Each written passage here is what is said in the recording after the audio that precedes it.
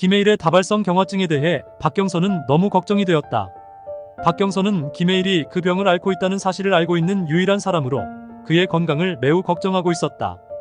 그녀는 그가 무리하지 않도록 자주 말을 걸며 지켜보려 했지만 김해일은 그런 걱정을 불식시키려 했다. 그는 박경선에게 내가 이 일을 마무리하고 나면 괜찮을 거야라며 자신이 해야 할 일이 중요하다는 점을 강조했다. 박경선은 그의 말에 조금은 안심하려 했지만 여전히 불안한 마음을 떨칠 수 없었다. 그녀는 김해일을 믿고 싶었지만 그가 지나치게 자신을 밀어붙이는 것 같아 걱정스러웠다. 한편 김홍식은 19시간 동안 꿀잠을 자고 일어난 뒤 박 대장의 문자 메시지를 해킹해 구담에서 약을 팔고 있다는 사실을 알게 되었다. 이 사실을 알게 된 김홍식은 당장 박 대장을 불러 모았다. 그는 그를 비롯한 부하들을 앞에 두고 하나의 실수는 하나의 목숨으로 갚는다며 모든 것을 제자리로 돌려놓겠다고 선언했다. 그 말이 끝나기 무섭게 김홍식은 조직원 한 명을 손쉽게 살해해버렸다. 박 대장은 충격을 받았지만 아무리 놀라워도 김홍식의 냉혹한 판단에는 아무 말도 할 수 없었다. 김홍식은 그저 무표정하게 그게 바로 내가 원하던 거다라고 말하며 아무 일 없었다는 듯 자리를 떠났다. 그때 불장어가 부산경찰청 마약수사대 무명팀에 체포되었다는 소식이 전해졌다. 김홍식은 이 소식에 어이없다는 듯 싸늘한 웃음을 지었다. 그는 자신이 예상하지 못한 이 상황에 대해 혼란스러워하면서도 그 상황을 크게 신경 쓰지 않는 듯한 태도를 보였다. 불장어의 체포는 김홍식에게 큰 변수를 의미할 수 있었지만 그럼에도 불구하고 김홍식은 여전히 자신이 준비한 계획대로 일이 풀릴 것이라 확신했다. 그가 얼마나 교활하고 계산적인 인물인지 다시 한번 확인할 수 있는 순간이었다. 김해일과 구대영은 찜질방에서 짧은 시간을 보냈다. 그곳에서 그들은 무명팀조차 자신들의 신분에 대해 거의 아는 게 없다는 사실을 깨달았다. 무명팀은 이 사건에 대해 매우 제한적인 정보를 가지고 있었고 김해일과 구대영은 그들이 거의 무력하다는 점을 알았다. 결국 두 사람은 조직이 곧 무명팀을 치러 올 것이라고 판단하고 찜질방 근처에서 잠복을 시작했다. 김해일은 박경선에게 전화를 걸어 그녀가 한국에 도착하는 즉시 부산으로 내려와 달라고 요청했다. 그는 자신이 기다릴 수 없는 상황이라고 느끼며 박경선에게 무거운 부탁을 전했다.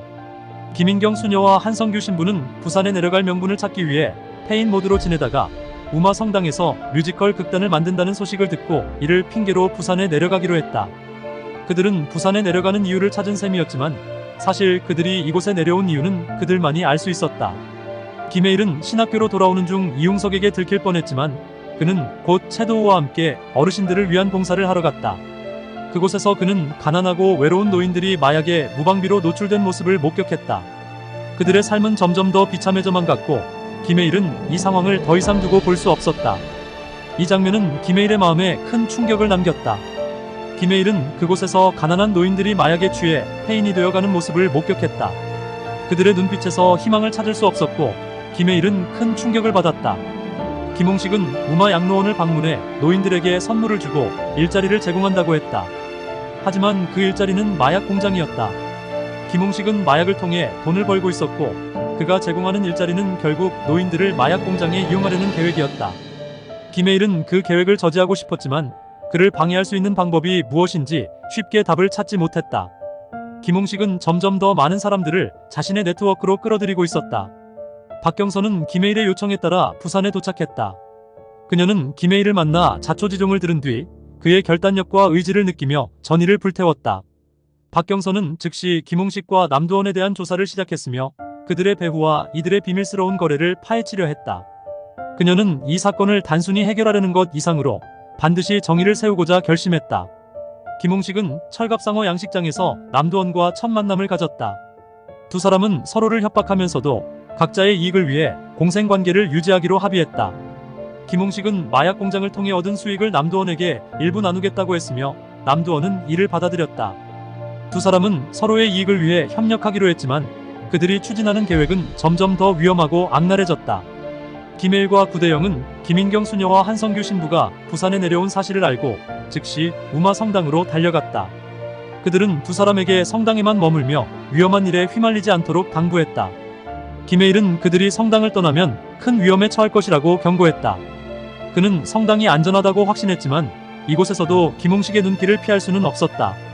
김홍식은 박 대장과 조직원들에게 항구에 정박해 있는 거대한 배를 보여주며 그것이 바로 그의 새로운 움직이는 기지라고 소개했다. 그는 이 배를 통해 마약 밀매를 더 넓은 지역으로 확장할 계획이었다. 김홍식은 자신의 계획에 대한 확신을 보이며 이제 막 시작된 전쟁에서 승리할 자신이 있음을 드러냈다. 김해일은 고독성의 연락을 받고 급히 찜질방으로 달려갔다. 그는 그곳에서 불장어를 다른 곳으로 옮기려는 무명팀의 차량을 김홍식의 수하들이 추적하는 장면을 목격했다. 김해일은 곧바로 추적을 시작했다. 그는 이번에는 무명팀이 아닌 김홍식의 수하들이 문제라는 것을 깨달았고 이를 해결하기 위해 직접 나서기로 결심했다. 불장어를 태운 차량은 이동 중 구자영이 습격을 받아 위기에 처하게 되었다. 그때 김해일과 구대영이 등장해 상황을 반전시킬 준비를 했다. 그들은 지옥행 하이패스 발권이라며 조직원들을 막아섰다. 구자영은 위험에서 벗어나게 되었고 김해일은 계속해서 마약 밀매의 실체를 파헤치기 위한 여정을 계속했다. 사회에서는 김해일이 구자영에게 신부님을 따라가면 뭐가 달라지냐? 는 질문에 대한 답을 주기 시작한다. 김해일은 계속 수사를 할 수 있게 해줄 테니 나만 믿고 따라와라며 결단력 있게 말한다. 이 대사는 구자영에게 큰 고민을 안겨주며 신부라는 직업과 수사라는 임무 사이에서 갈등을 겪는 모습을 예고한다. 또한 김홍식이 언급했던 일자리가 실제로 마약 공장이었음을 확인하는 장면도 등장한다. 김해일은 이 마약 공장을 끝내 파괴하려는 결심을 굳힌다. 그는 마약 밀매의 근본적인 원인을 제거하기 위해 김홍식과의 대면을 예고하며 긴장감 넘치는 전개가 펼쳐질 것이다. 김해일과 구대영은 이제 더 이상 혼자 싸우지 않는다. 그들은 박경선, 김인경 수녀, 한성규 신부와 힘을 합쳐 김홍식의 음모를 저지하려는 계획을 세운다. 우마 성당을 둘러싼 긴장감이 최고조에 달하며 김해일은 자신이 이번 싸움에서 반드시 이겨야 할 이유를 다시 한번 되새긴다. 사회에서는 김홍식이 김해일과 직접 대면하며 두 사람의 대립이 더욱 격화된다. 두 사람은 점점 더 좁혀지는 거리를 느끼며 마지막 결전의 순간을 맞이한다.